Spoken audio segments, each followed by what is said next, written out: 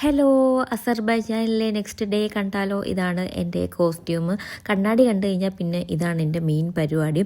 അപ്പോൾ കുറച്ച് വീഡിയോ ഒക്കെ എടുത്തതിന് ശേഷം ഞാൻ ഫുഡ് കഴിക്കാൻ വേണ്ടി റെസ്റ്റോറൻറ്റിൽ വന്നതാണ്. ഞാൻ നേരത്തെ പറഞ്ഞിട്ടുണ്ട്, ഈ ഒരു ഹോട്ടലിൻ്റെ റെസ്റ്റോറൻറ്റ് ആ ഒരു ഏരിയയിൽ നിന്ന് കഴിഞ്ഞാൽ നല്ല അടിപൊളി വ്യൂ ആണ്, നല്ല നല്ല കാഴ്ചകളാണ്. അവിടെ ഇങ്ങനെ നമ്മൾ ഇതും കണ്ടുകൊണ്ട് ഇങ്ങനെ എത്ര നേരം ഇരുന്നാലും നമുക്ക് മതി വരില്ല, അത്ര അടിപൊളിയാണ് ഈ ഒരു ഭാഗത്തിരുന്ന് ഫുഡ് കഴിച്ച് കഴിഞ്ഞാൽ നമ്മൾ അവിടെ നിന്ന് എഴുന്നേറ്റ് പോകാൻ തോന്നത്തില്ല, അത്രമാത്രം നല്ലൊരു വ്യൂ ആണ്.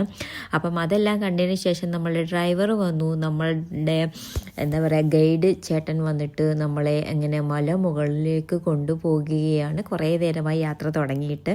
അപ്പം ആ ഒരു മലമുകളിൻ്റെ ആ ഒരു ഭാഗം എത്തിയപ്പോഴാണ് ഞാൻ വീഡിയോ എടുക്കാൻ സ്റ്റാർട്ട് ചെയ്തത്. ഗൊഫ്താൻ അങ്ങനെ എന്തോ ആണ് അതിൻ്റെ ഈ ഒരു സ്ഥലത്തിൻ്റെ പേര്. അപ്പോൾ കുറേ എന്താ പറയുക പാറകളും അങ്ങനത്തെ കുറേ ഐറ്റംസൊക്കെയാണ്. ഇതിൻ്റെ അകത്തോട്ടൊക്കെ കയറാൻ പറ്റത്തില്ല, പിന്നെ വേറെ ഏതോ ഒരു ഭാഗത്തൂടെ അകത്ത് കയറി നമുക്ക് കാണാനൊക്കെ പറ്റുമായിരുന്നു.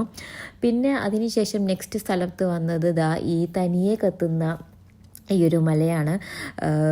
എന്താ പറയുക, ഇതാരും കത്തിച്ചിട്ട് കത്തുന്നതല്ല, നാച്ചുറലി കത്തിക്കൊണ്ടിരിക്കുകയാണ്, അണയാതെ എപ്പോഴും കത്തിക്കൊണ്ടിരിക്കുന്ന ഒരു എന്താ പറയുക ആ ഒരു സംഭവമാണത്. അപ്പം അതിൻ്റെ വീഡിയോസൊക്കെ എടുത്തു. അതിനുശേഷം നമ്മൾ മുകളോട്ട് ഇങ്ങനെ നടന്നു വന്നപ്പോഴത്തേന് ഇതായി കാണുന്ന ഐറ്റംസൊക്കെ കണ്ടു. ഇങ്ങനെ ഷോക്കേസിലൊക്കെ വെക്കാൻ പറ്റുന്ന ഐറ്റംസൊക്കെ ആയിരുന്നു. അതിനുശേഷം നമ്മളൊരു 4-5 മണിയായപ്പോഴത്തേന് നമ്മുടെ സിറ്റിയിൽ വന്നിട്ടുണ്ടായിരുന്നു. അവിടെ ഈ കാണുന്ന ഇതിൻ്റെ ഒരു മ്യൂസിയമാണ്. ഇതിന് മുന്നേ ഞാൻ നമ്മുടെ റിമി ടോമിയുടെ ഒരു അസർബൈജാൻ വീഡിയോയിൽ കണ്ടിട്ടുണ്ടായിരുന്നു. ഇതൊരു എന്താ പറയുക വിൻറ്റേജ് കാറിൻ്റെ മ്യൂസിയമാണ്. ഒരു രക്ഷയില്ല എൻ്റെ പൊന്നോ.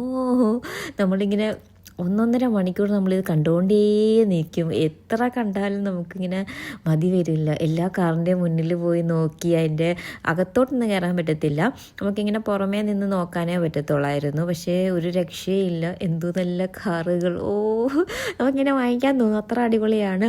അപ്പം ഇതാണ് നമ്മൾ കയറിയ മ്യൂസിയത്തിൻ്റെ ആ ഒരു വെളിയിൽ നിന്ന് നോക്കുമ്പോൾ ഉണ്ടാകുന്ന ഒരു വ്യൂ. അപ്പോൾ ഇന്നത്രയേ ഉള്ളൂ, ബൈ.